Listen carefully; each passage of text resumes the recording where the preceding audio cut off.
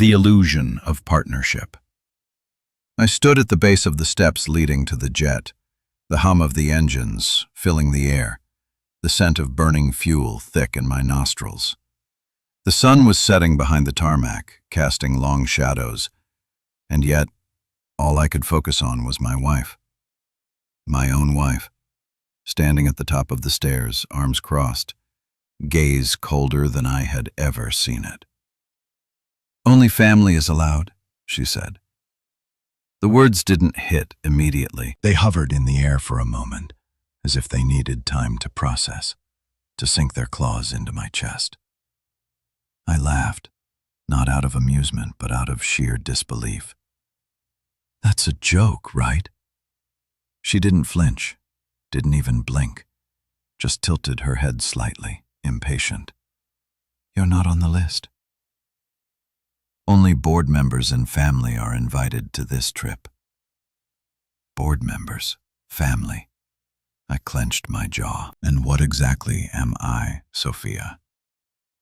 She sighed, exasperated, like I was some clueless intern, not the man who built her empire with his own 2 hands. "Look, you knew this was a strategic business retreat. There's no point in making this personal. No point." I took a slow, deliberate step back, scanning the faces already seated inside. The company I built, the product I created, the team I personally trained. And yet I was the outsider. "Understood," I said, my voice even. I refused to give her the satisfaction of seeing me react. I refused to let her think she had the power to break me. Her assistant stepped forward, already motioning to security as if I was some nobody loitering on the runway. The sheer audacity of it almost made me laugh again. I took another step back, watching as the jet doors sealed shut, as the engines roared to life, as my wife, my supposed partner, took off without me. I stood there, watching as the jet shrank into the horizon. My reflection in the glass windows of the terminal showed a man I barely recognized. A man who had given everything and was left with nothing. No, that wasn't true. She thought she had erased me from her success. She had just made the biggest mistake of her life. Because if she wanted me gone, if she truly wanted to wipe away my presence from the empire we built together, then I would do something even better. I would erase her empire entirely. The beginning of us. I remember the first time I saw Sophia. She wasn't the woman she is today. Polished, ruthless, sitting atop an empire that bore my fingerprints but none of my name. No, back then she was scrappy, fighting tooth and nail to keep her failing tech startup from crashing into the abyss of forgotten ideas. I had heard about her before I met her. She had a reputation in the industry, not for innovation, but for her ability to sell a vision. She could talk, and investors loved her because she had the confidence of someone who belonged in boardrooms, even if she didn't fully understand the technology she was pitching. And that's where she was struggling. Sophia had connections, she had influence, but she lacked the foundation, the raw, unshakable substance to back up the dreams she spun in investor meetings. And then there was me, a software engineer, but not just any engineer. I had something people had been chasing for years, a revolutionary algorithm that could change the industry. Hypersync. It started as a passion project in my small, dimly lit apartment, the kind of thing tech nerds dream about but never expect to go anywhere. An AI-driven automation software that could optimize business operations in real time, adapting without human intervention. It was brilliant. It was unstoppable. It just needed the right stage. And Sophia, she had the stage. Our paths crossed at a tech summit. I had barely been able to scrape together enough money for a ticket, spending the last of my savings to be in a room filled with people who didn't even know my name. Meanwhile, she was there as a guest speaker, talking about innovation, while her own company was circling the drain. She saw me before I even saw her. I was in the demo hall showing a group of skeptical attendees what Hypersync could do on my laptop. The moment the screen displayed its seamless adaptability, data flows updating in real time, entire business infrastructures recalibrating with zero lag, I saw her watching me from across the room. She waited until the crowd thinned before she approached. "You made this?" There was something sharp about her tone, something calculated. I nodded. "Yeah." She smiled, but it wasn't the polite kind. It was the kind that hinted at opportunity. "I think we need to talk." A deal that changed everything. That conversation lasted hours. She asked questions, real questions, not just about the technology, but about me, who I was, what I wanted, what my endgame was. I told her the truth. I don't care about fame. I just want this to exist. I want it to be used. That's when she said the words that altered my entire future. "You have the brains. I have the resources." We'd be unstoppable together.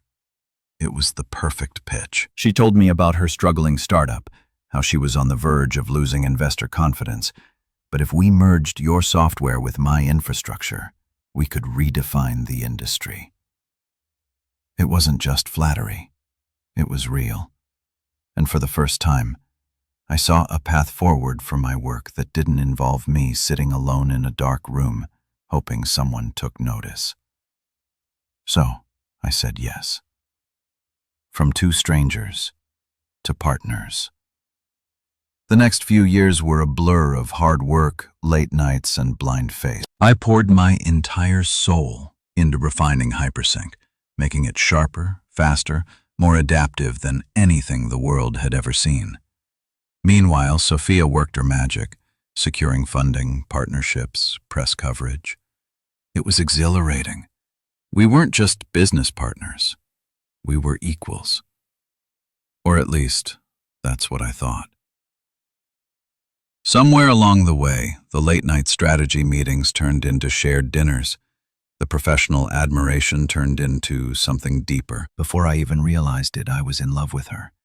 I saw her as the person who believed in me when no one else did. She saw my potential, championed my work, fought to bring it into the world. And in return, I trusted her completely. We got married before the company even took off. It felt like a natural step, like we were sealing our commitment not just to each other, but to our vision. Hypersync wasn't just a company. It was our child, the thing we built together, the thing we were going to share forever. Or so I thought. The first red flag. At first it was small things. Sophia would take press interviews alone, brushing off my presence as if I was just some behind-the-scenes tech guy. The investors started associating Hypersync solely with her, treating me as if I was her employee rather than her co-founder. I noticed that in meetings, she would correct people who referred to Hypersync as our company, subtly shifting the language to imply that it was hers. I didn't say anything. I convinced myself that it didn't matter. We were a team, weren't we? What was the point in arguing over something as petty as credit when we were both reaping the rewards of our success? But looking back, that was the moment the balance shifted. That was when I should have seen the warning signs. Because Sophia wasn't just ambitious. She wasn't just driven. She was hungry. And soon I would find out just how much she was willing to consume to stay on top. The shift in power. At first, it was easy to ignore the changes. Success does that. It blinds you to the little details, the subtle shifts in dynamics that don't seem important until it's too late. When we were struggling, when we were fighting together to make Hypersync a reality, there was no room for ego, no space for power struggles. We were two halves of a whole, working toward the same goal. But once the money started rolling in, once the investors started throwing millions at us, everything changed. Or maybe she changed. At first, the changes were so gradual that I barely noticed them. She took on more media interviews, and I let her. It made sense. Sophia was the face of the company, the one who charmed investors, who made deals happen. She had the personality for it, the confidence, the connections. I was fine being in the background. I wasn't in it for the fame. Then, slowly, the language changed. At board meetings, she stopped referring to our company. It became her company. Hypersync is a product of my vision, she'd say. When I started this company, I knew we were going to revolutionize the industry.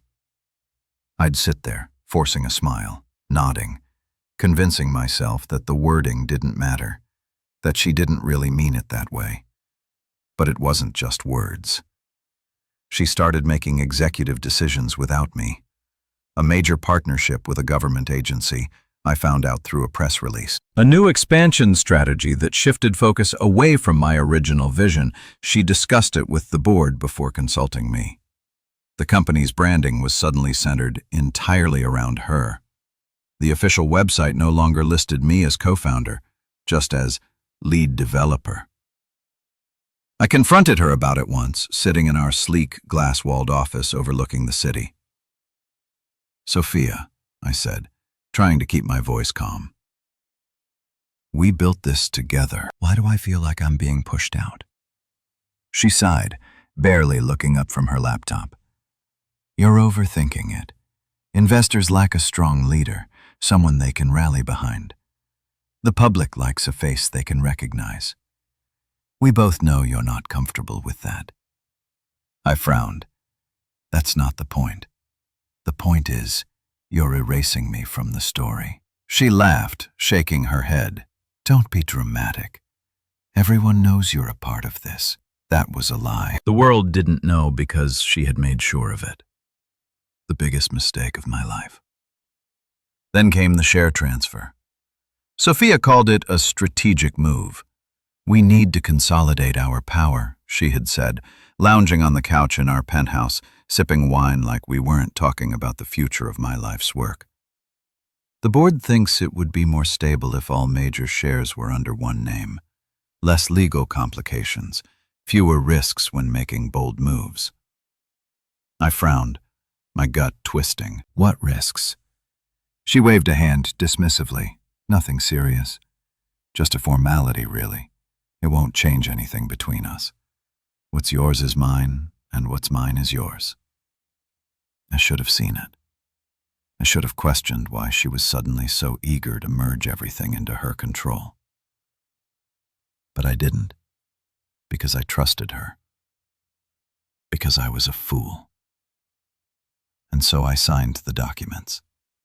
I signed away my stake in the company, my official ownership, my control. Sophia smiled as she kissed me on the cheek. "See, we're a team. This just makes things cleaner." I remember holding the pen a moment too long before setting it down. Something in the back of my mind told me I had just made the biggest mistake of my life. And I had. The unraveling. After that, everything spiraled faster than I could stop it. Sophia grew bolder. She started hosting exclusive executive meetings that I wasn't invited to. When I asked her about them, she shrugged. "It's just business strategy. You don't like boardroom politics anyway." The next week, I found out that my personal projects within the company were being reassigned to new leads. My teams were being told to report to her directly. Then came the final blow. The company was preparing for a massive global expansion, an event that would be the biggest milestone in Hypersync's history. I should have been front and center, should have been one of the key people leading the charge. Instead, Sophia scheduled a private jet trip for the board, an exclusive strategy retreat. I wasn't invited. I only found out when I saw the itinerary sitting on her desk. I confronted her. "You didn't even tell me about this trip." She barely looked up. "I didn't think you'd be interested." "It's more of a PR move than anything. You've always hated that stuff." I stared at her, the realization settling like a weight in my chest. I co-founded this company, Sophia. She sighed, clearly bored with my objections. Yes, and you'll still be here when we get back. What's the big deal? The big deal was that she had made it perfectly clear where I stood. The big deal was that she had already decided I was expendable. I clenched my fists. I gave up everything for this company. For you. Finally, she looked up, but there was no regret in her eyes, no hesitation, just a cool, detached confidence. And it's appreciated, she said.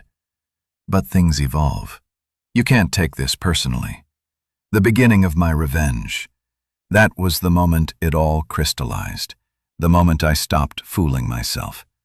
She wasn't my partner anymore. She wasn't my wife. She was my enemy. And soon, she would realize just how much damage I could do. The betrayal in the sky. The moment I stepped onto the tarmac, I felt it. That strange, hollow sensation in my gut. The one that told me something wasn't right, even before I had a reason to confirm it. It was the same feeling I had the day I signed over my shares to Sophia. The same quiet whisper of something shifting beneath my feet. Only this time, I wouldn't ignore it. I walked toward the jet, the heat of the engines pulsing through the air. I could already see the others boarding, executives, board members, a few of the senior engineers I had personally mentored, people I had built this empire with. It was supposed to be a celebration, the company's biggest expansion yet, a milestone that should have belonged to both of us. But the moment I reached the bottom of the stairs, she was there, standing at the top, arms folded, looking down at me with something unreadable in her expression. I frowned. You coming down? She didn't move. Instead, she gave me a small, cool smile and said words that I would never forget. Only family is allowed. It took a second to register, a second too long. I let out a short laugh because surely this was a joke. What? But she didn't laugh with me. She didn't even blink. You're not on the list, she said, her voice even. It's a private retreat, strictly for board members and family.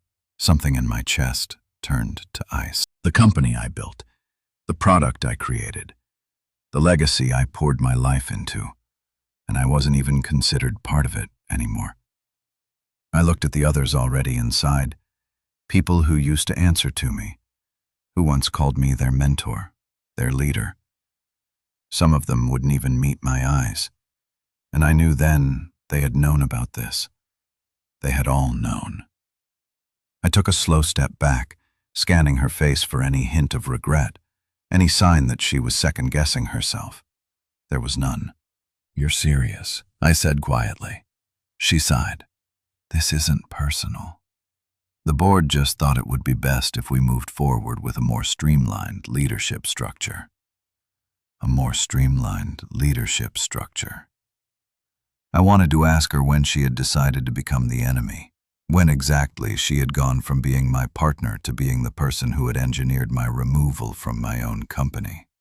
But I didn't, because I already knew the moment everything changed. I could have fought it, could have argued, could have demanded she tell me the real reason she was doing this.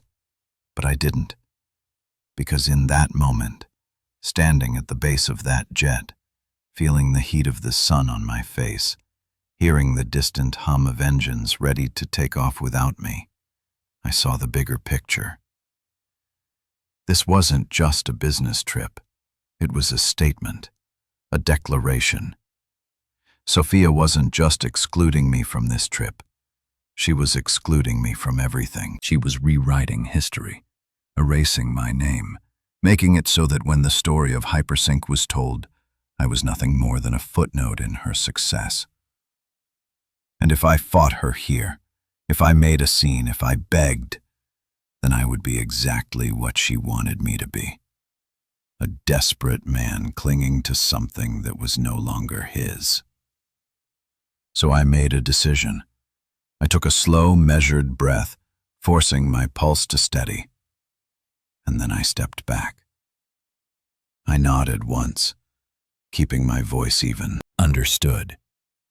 Sophia blinked just for a fraction of a second. She had expected me to react differently, expected me to fight, to argue, to beg for my place. But I wouldn't give her the satisfaction. Instead, I turned away, walked off the tarmac, and listened as the engines roared to life behind me. I didn't look back. Not when the wheels lifted off the ground, not when the jet disappeared into the sky, not when my entire world was supposedly leaving without me. Because she thought she had won. She thought she had finally cut me out completely. She had no idea. She had just handed me the ultimate revenge. The birth of my plan. By the time I reached my car, my mind was already working. Sophia had spent years convincing herself that she was untouchable, that she was the true mastermind behind Hypersync, that I was just a technical footnote in her empire. And because of that, she had made a fatal mistake.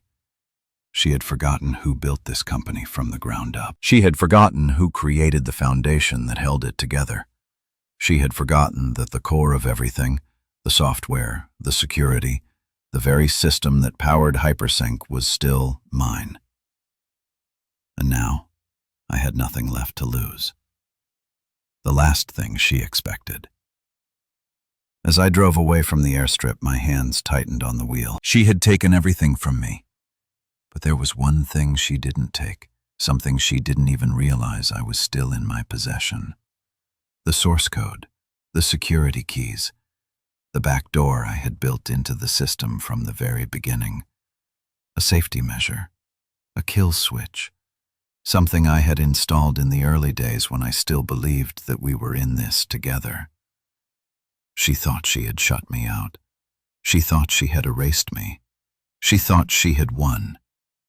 But she had no idea, because now, for the first time since this all began, I was no longer playing defense. Now, I was going to take everything back. Not just my company, not just my legacy. I was going to erase her empire, brick by brick, line by line, until there was nothing left but ashes. The first strike. I didn't go home that night. There was no point. The house, the penthouse we had bought together when Hypersync's valuation hit its first billion, felt more like a museum now. A carefully curated display of her success where my presence had been reduced to little more than an afterthought. No, I needed to be somewhere else, somewhere quiet where I could think, where I could plan. So I drove to the one place that still felt undeniably mine, the private development server I had rented out years ago when Hypersync was still an idea, a dream I had coded into existence line by line. No one knew about it. Not Sophia, not the board, not even the engineers who worked under me. This was my failsafe. And tonight, it would become the beginning of her downfall. The code no one knew existed. Hypersync wasn't just another tech company. It was an ecosystem, a self-sustaining automation network that powered everything from high-frequency trading firms to global supply chains. It was designed to be impenetrable, its security layers tighter than any government system.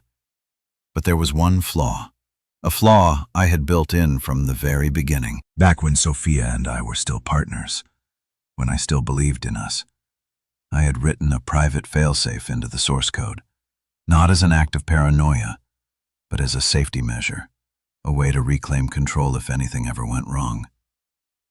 It was buried deep, hidden beneath layers of encrypted pathways, masked as an unassuming, rarely accessed subroutine. To anyone else it looked like a dormant function, a harmless fragment of forgotten code. But to me it was a kill switch. The first move. I logged in. The familiarity of the interface, the blinking cursor, the silent hum of a system waiting for input. It all felt like stepping into my true home. She thought she had locked me out of my own empire, but she was wrong. With a few keystrokes, I accessed the master framework. I took my time. Sophia was on a plane, surrounded by her new board, her loyal executives, basking in her illusion of power. She wouldn't see this coming. She never did. First, I ran a diagnostic. The numbers flashed across the screen. Hundreds of servers, millions of active users, a network worth billions. And all of it was still tied to my code. Then I executed the first command, a simple one, a security reconfiguration. On the surface, nothing changed. Hypersync continued running as usual. But beneath the surface, every executive-level access key was revoked. No one, not Sophia, not the board, not a single top-level employee, could log in or make any critical system changes, except for me. I leaned back, watching as the system reset itself. She wouldn't notice immediately, not yet. But soon, very soon, she would wake up to a world where she was no longer in control. The next morning, my phone rang at 6:07 a.m. I didn't answer. It rang again and again. Finally, I picked up just to hear her voice, sharp and frantic. "Aaron," she snapped. No greeting, no pretense, just pure panic. "Hypersync is locked down. We can't access anything." "What the hell did you do?" I smiled. It was satisfying, listening to the cracks in her usually composed demeanor, hearing the underlying fear in her voice. I kept my tone casual. "Good morning, Sophia." "Something wrong?" She exhaled sharply, frustration clear in every syllable. "Don't play games. The system is rejecting all executive logins. The entire board is locked out. The engineers can't override it. I know you did something." I took a slow sip of my coffee, savoring the silence between us. Then I said the words I knew she never expected to hear. "Sorry, but only family is allowed." The moment she knew, there was dead silence on the other end of the line. I could almost picture her standing in some luxury resort, phone clenched in her hand, her carefully constructed world starting to fracture. "You," she started, but I cut her off. "Let's get one thing straight, Sophia," I said, my voice cold now. "You didn't build Hypersync. I did. You didn't design the system. I did. You don't own it. I do." She tried to interrupt, but I kept going. "And if you think for 1 second that you can erase me from the company I created, then you don't understand the first thing about how any of this works." A sharp inhale, then her voice dropped to something more dangerous. "You think you can take it back?" she hissed. "You think you can win?" I let out a short laugh. "Sophia," I said, leaning forward, lowering my voice like I was letting her in on a secret. "I already did." Then I hung up. The beginning of her end. By the time she landed, it was too late. Hypersync's security system had been completely overhauled. All critical operations required my biometric authentication. The board was in shambles, investors demanding answers. And Sophia, for the first time, she realized what she had done. She had undermined me. She had betrayed me. She had shut me out of my own empire. But in doing so, she had forgotten something far more important. I was the one who had built this from nothing. I knew every line of code, every system flaw, every hidden fail-safe. And now I was going to burn it to the ground. The collapse begins. I didn't go back to sleep after hanging up on Sophia. I just sat there, staring at my phone, watching as the missed calls piled up one after another, her name flashing over and over like a desperate heartbeat. By 7 a.m., the calls stopped. Not because she had given up, but because she had finally realized the truth. This wasn't just a minor system glitch. This wasn't something her engineers could patch in a few hours. This was the beginning of the end. And I had written the script. The desperation begins. At exactly 8:15 a.m., I got a text, not from Sophia, from one of my old engineers, someone who had been loyal to me before Sophia started restructuring the company to squeeze me out. They're panicking. The board is losing its mind. She's trying to call an emergency meeting, but no one can access anything. What did you do? I smirked, typing back slowly. Just reminding them who built the system. Her first attempt to fix it. Sophia was smart. I had to give her that. She didn't waste time. She called in every expert she could find. Top-tier cybersecurity specialists, former government encryption analysts, even a few of my old team members she had kept around after I left. They all ran into the same wall. The lockout wasn't just a simple admin-level restriction. It was a deep, structural override, something embedded so far into the system that even if they tried to rewrite access pathways, the code would rebuild itself in real time. Hypersync was shutting her out at the DNA level. And there was only one person who could unlock it. Me. The first call from the board. By 10 a.m., my phone rang again. Not Sophia this time, one of the board members. I let it ring twice before answering. Aaron, the voice on the other end said, strained but carefully measured. We seem to have encountered a technical issue. I assume you're aware of it. I leaned back in my chair, letting the silence stretch for a moment before answering. I might be. A pause, then a shift in tone, less businesslike, more frustrated. What the hell are you playing at? The entire company is on lockdown. We're bleeding millions by the second. I glanced at my laptop screen, where the live feed of Hypersync's stock price was already plummeting. I could almost hear the panic in their voices from here. You'll have to be more specific, I said, feigning confusion. Are you asking for my professional expertise or just yelling for the sake of it?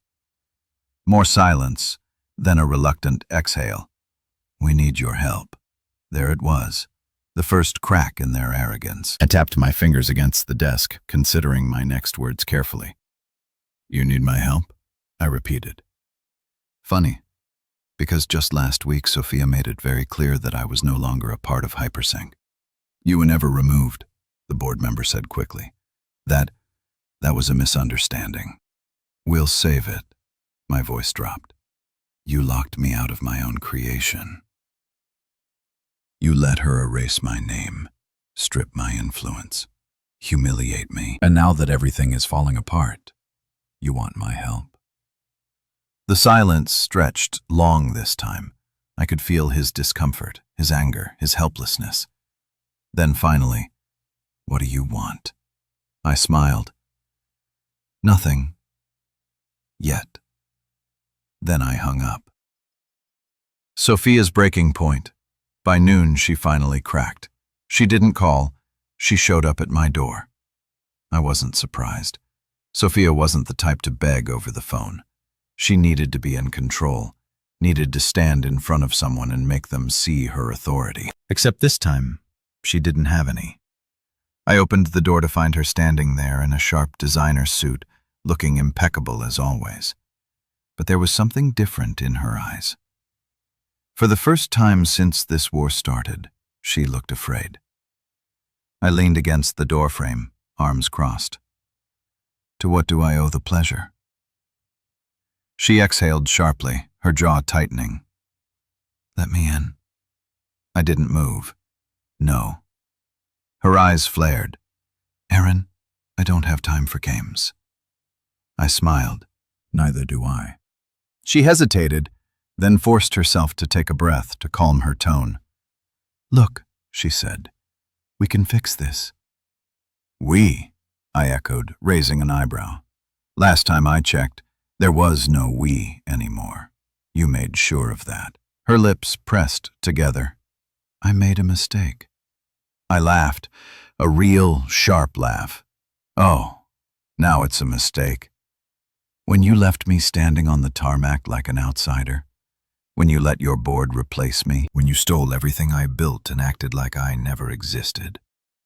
Her fingers curled into fists at her sides. I did what I had to do for the company. Then do what you do best, Sophia, I said. Talk your way out of this. Convince the board you've got it all under control, because as far as I'm concerned, this isn't my problem anymore. Her breath hitched, just for a second. She was losing control. I stepped forward, lowering my voice to something almost dangerous. Hypersync was mine before it was ever yours, I said. And now, you don't own it anymore. You can't do this, she whispered. This is my life, Aaron. I tilted my head. Funny, you didn't care about that when you erased my life from the company. She swallowed hard. For the first time, she didn't have a response. So I leaned in, delivering the final blow. Consider this your first lesson in losing everything, I murmured. Then I shut the door in her face. The chaos spreads. By evening, the fallout had spread. Investors began pulling out, terrified of the instability. Customers started losing access to Hypersync services, causing major corporations billions in potential losses. News outlets began reporting on the crisis inside Hypersync, hinting at an internal sabotage. And Sophia, she had no way out, because the only person who could fix it was me. And I was only getting started. The company in freefall. I woke up the next morning to chaos. Not my own, hers. Sophia's empire, the one she had spent years crafting while erasing my name from it, was burning to the ground, and she knew it. The first thing I did was check the stock reports. Hypersync had dropped another 30% overnight. By now, it wasn't just investors panicking. The companies that relied on Hypersync's AI were starting to feel the impact. Logistics networks were failing, banking systems were glitching. AI-driven trading firms were hemorrhaging millions because they couldn't access the software's real-time market predictions.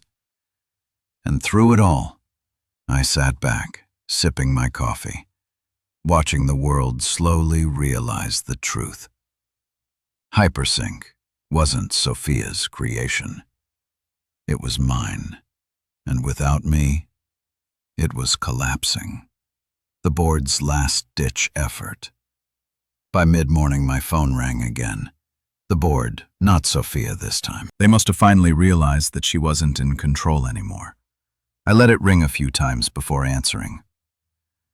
Gentlemen, I said smoothly, to what do I owe the pleasure? We need to talk, came the clipped response.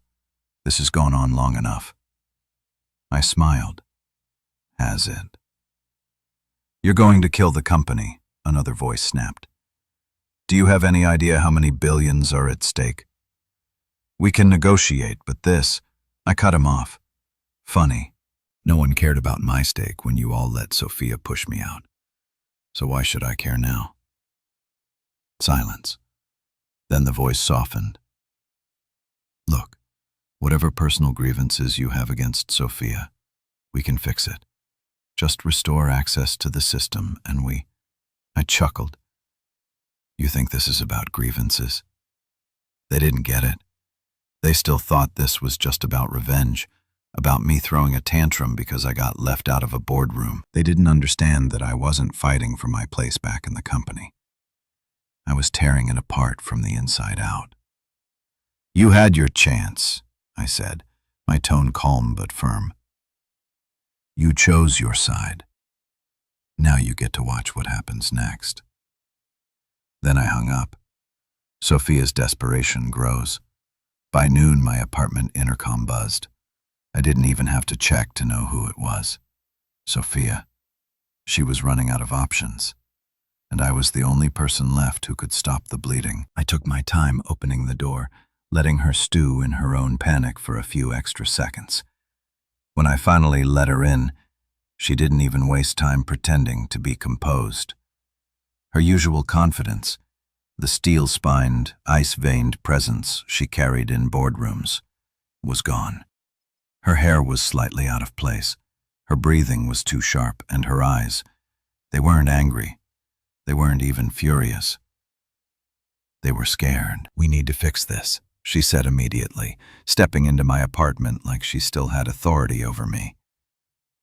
I leaned against the counter, arms crossed. Fix what?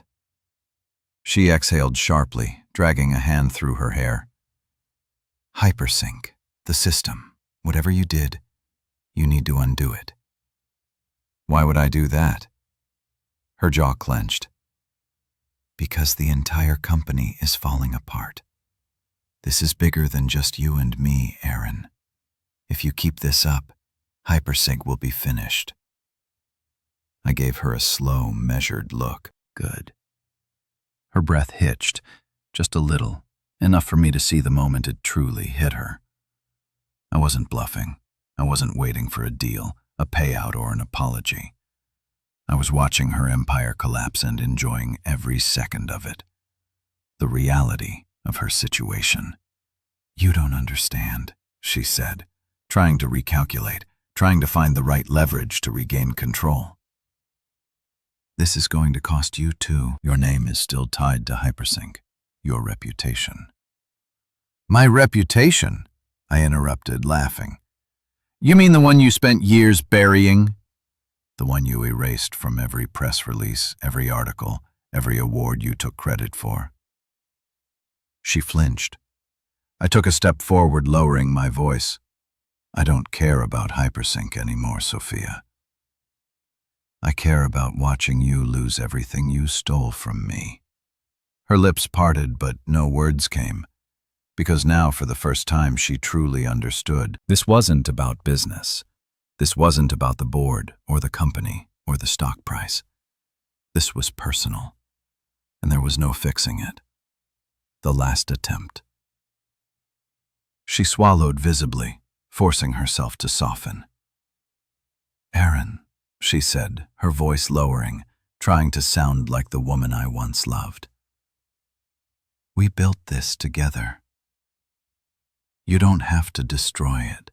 We can start over. We can. I smiled. No, Sophia.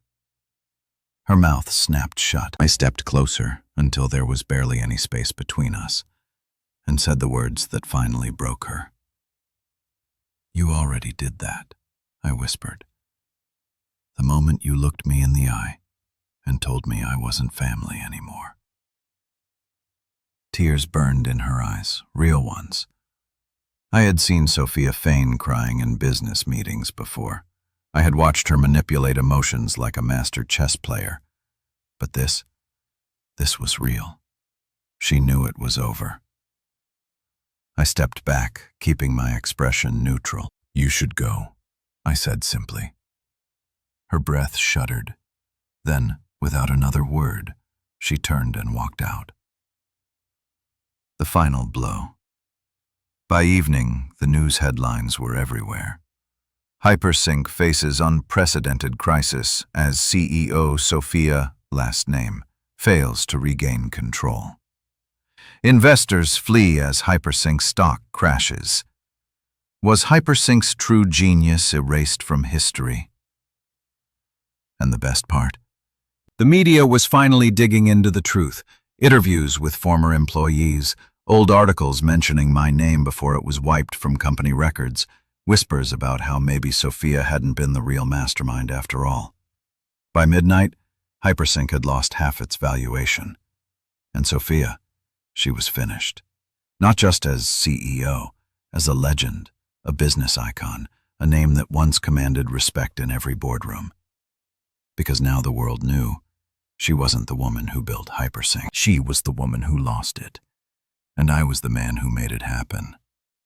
The morning after Sophia walked out of my apartment, the world had already shifted. Her empire was crumbling in real time, and this time, there was no coming back. I watched the news unfold over a cup of coffee, my laptop open, multiple stock reports flashing across the screen. Hypersync had lost 60% of its valuation overnight. Sophia had spent years building an image of power, control, and innovation, convincing the world that she alone was the force behind Hypersync's success. But in the span of 24 hours, that illusion had been shattered. The media vultures who once worshipped her were now tearing her apart, picking at every flaw, every decision she had made, every questionable tactic she had used to climb to the top. It was almost poetic. She had spent so much time erasing me from the company's history, convincing herself that she had all the power. But now she was just another fallen CEO, another scandal-ridden executive whose name was being dragged through the mud. And the best part, I wasn't done yet. The day of reckoning. By midday, my phone buzzed again, not from Sophia this time, from her lawyer. I let it ring twice, then I answered. Yes? There was a pause, then a calm, measured voice. Mr. Carter, we'd like to discuss an arrangement. No, I said. Silence. Excuse me? The lawyer asked. I leaned back in my chair, stretching out my legs. I said no. There's no arrangement, no deal, no negotiation. The voice on the other end didn't waver, but I could hear the underlying tension. Mr. Carter, Sophia is willing to make certain concessions. I laughed. Actually, laughed. Sophia doesn't have anything left to bargain with, I said. She lost her company, her investors, her reputation. So tell me, what exactly is she offering? A longer pause this time. Then the lawyer tried a different angle. We're willing to restore your position at Hypersync. You'd be reinstated as co-founder, and I cut him off. Hypersync doesn't exist anymore, I said smoothly. At least, not in the way she thinks it does. Silence, then a breath. What do you mean? I smiled. You'll see soon enough. And then I hung up. The final stage. By late afternoon, I was ready.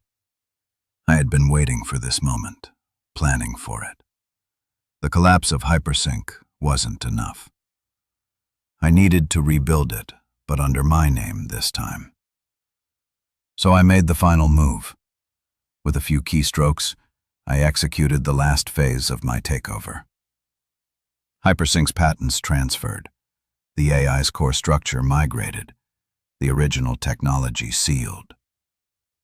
Every valuable asset that made Hypersync a billion-dollar company was no longer under Sophia's control. The company still existed in name, but its soul, its foundation, its power, it was mine again.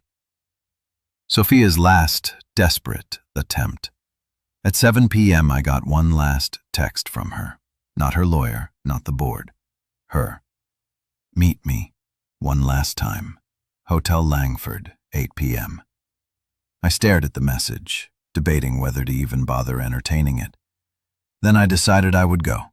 Not because she deserved another conversation, but because I wanted to see the look in her eyes when she realized it was over. The final meeting.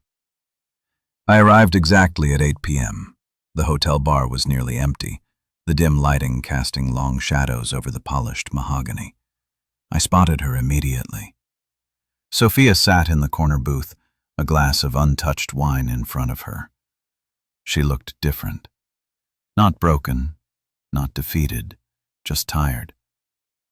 I took my time walking over, watching as she lifted her gaze to meet mine. "Didn't think you'd come," she murmured. I slid into the seat across from her, resting my arms on the table. I was curious. She let out a soft, humorless chuckle. Curious about what? I studied her, taking in the small changes, the tension in her shoulders, the faint dark circles under her eyes, the way she wasn't wearing the armor of control anymore. Then I said, "How it feels." She stilled. "How what feels?" I tilted my head. "Losing everything." She inhaled sharply, and for a moment she looked like she was going to snap back, like she was going to fight me one last time. But she didn't. Instead, she looked down at her glass. You were always the smarter one, she admitted quietly. I just talked better. I leaned forward. You stole from me, Sophia. You erased me, and you expected me to just accept it. She swallowed hard. I thought you wouldn't fight back. I gave her a slow, humorless smile. That was your first mistake. She exhaled, gripping the stem of her glass. And your first mistake? I shrugged. Trusting you. A long silence stretched between us. Then, softly, she said, I never stopped loving you, you know. I didn't react, didn't flinch. I just watched her, because now I could see what she was doing. The last attempt, the last manipulation, trying to pull me back in, to make me feel something for her again. But that part of me, the part that once would have believed her, once would have wanted to forgive her, was already dead. So I stood up, slid my hands into my pockets, and delivered the final blow. I stopped loving you the second you told me I wasn't family. Her breath caught. I turned and walked away. I didn't look back. Not when she called my name, not when she let out a shaky breath, trying to hold back tears. Not when I stepped out of the hotel into the night, leaving her alone with everything she had lost. And as I walked away, I knew one thing for certain. This was the last time I would ever see Sophia again. Her new reality. Sophia didn't reach out again after that night. Not a call, not a text. Nothing. I wasn't surprised, because what was left to say? She had spent years crafting her own mythology, convincing the world that she was the mastermind behind Hypersync, the one who had built it from the ground up. And for a while, the world had believed her. But now she was a cautionary tale. The headlines wrote themselves. The morning after our final meeting, the news had already devoured her whole. From CEO to scandal, the fall of Sophia Calloway. Hypersync implodes. Was it built on lies? Once a tech icon, now a pariah. Sophia Calloway's stunning downfall. The press had been brutal, relentless. Every interview she had given, every moment she had taken credit for my work, every deal she had made while pushing me further into the background. It was all under the microscope now. Former employees came forward. Investors publicly distanced themselves. Even her most loyal supporters started walking away, realizing that aligning with her was a sinking ship. And the final blow? Hypersync's board of directors had voted her out. She was officially removed as CEO. A public statement had been released, filled with corporate doublespeak, but the message was clear. Sophia Calloway was no longer the face of the company. She wasn't anything anymore. The consequences she never saw coming. For the first time in years, she was nobody. No more corporate events, no more keynote speeches, no more front-page headlines celebrating her success. Just radio silence. I heard through a mutual contact that she had been trying to sell her remaining shares, desperate to salvage whatever money she could. But with the company in freefall, her stock was practically worthless. She had lost everything, and I had taken it all away from her. My own empire rises. But while she was fading into obscurity, I was doing the opposite. 2 weeks after her removal, I announced something new. Not a company revival, a rebirth. SyncForge, a new AI-driven platform, sharper, faster, smarter than anything Hypersync had ever been. And the best part?